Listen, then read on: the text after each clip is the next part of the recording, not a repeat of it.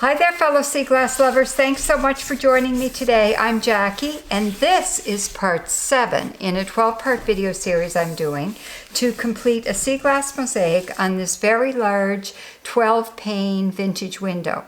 So in this video, I am completing this pane of glass, which measures 6 inches by 9 inches.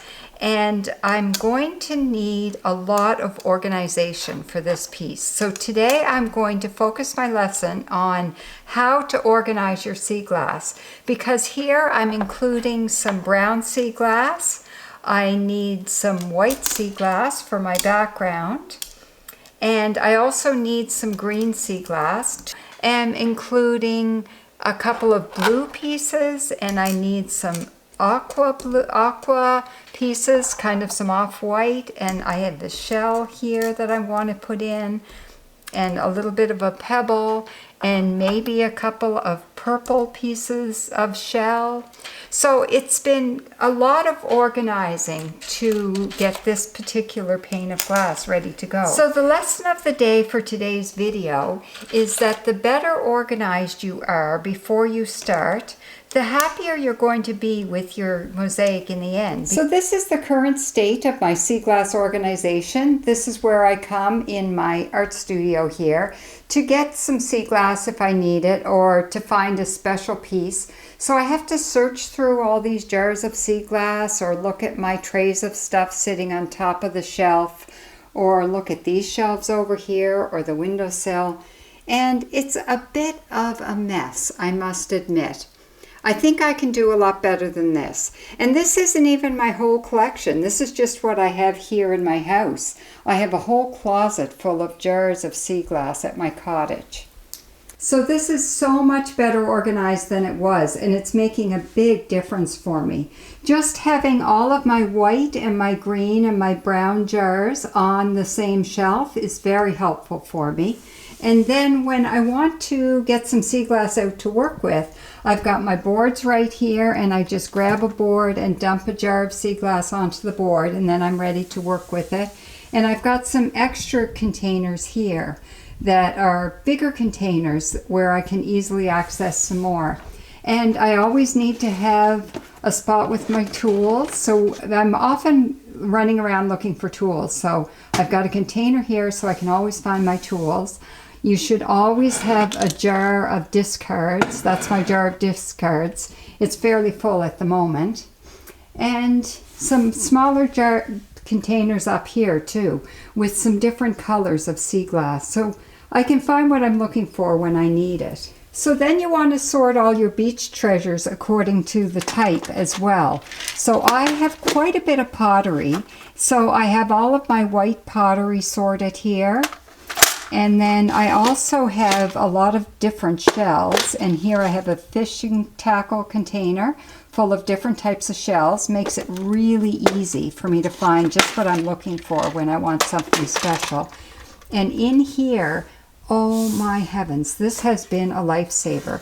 These pull-out drawers have just been amazing. I just installed them on my shelves, and then I can see really quickly according to color, because let's face it, that's the extent of my red and my yellow and orange. A little bit of yellow there, a little bit of yellow rocks, some purple shells. Like some of those really special things that you don't have very much of. You only have a small cup of it, but this way I can easily see it.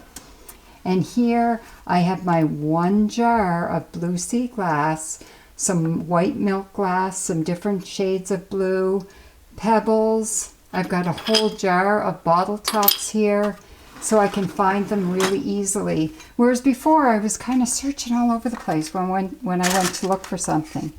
And this drawer here, I've got all these tiny little kind of like sprinkled glass, small pieces that when I want to find them.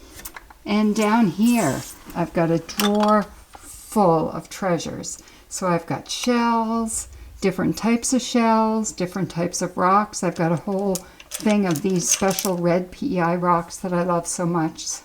Some black rocks, some white rocks. So I've got a whole jar of petrified wood. So then I can find what I'm looking for fairly easily. And then you want to organize for inspiration. So I had stuff laying all over the place, and I realized I need to leave some of my stuff laying out just to inspire me. So I put all of these special pieces on a plate, and now I can just look at it. And if I see something I want to use in a particular design, I can just pick it off the plate and use it. And then I still have my tray of all my favorite pottery, all kind of divided up according to color. I didn't change that one at all, but I tidied up my shelves so that I can just have some seaside inspiration on my shelves, and it doesn't look nearly as messy as it did before. And then over here, this is a convenience thing. I have my big trays that I can grab. And then I have this sign that my niece gave me. She figures people should be giving me 3 pieces of sea glass in exchange for any advice on their art. That's kind of a fun thing. And then I often have things laying around that are just little, I call this an inspiration tray, things that I'm probably going to use somewhere along the line. So like that piece, I just love it because I'm going to use it for a sailboat someday. I'll get to it someday. So the key is to just bring to the table what you need for an area that you're working on at a particular time. So when I'm wanting to do some green strips of glass here, I just have a small tray of green. I don't have my entire green selection. And with the white, because I'm working on white at the same time, I have my small tray of small whites, because I know that's what I'm going to need to fill in the whites here. And the same with the brown. I just have a small tray of brown. So if you bring your whole collection to the table at the same time, you're going to be entirely overwhelmed by what's in front of you. So organization has been really helpful with completing this pane of glass, because with having my small trays of small green and white and brown, it's allowed me to just work my way across one color at a time.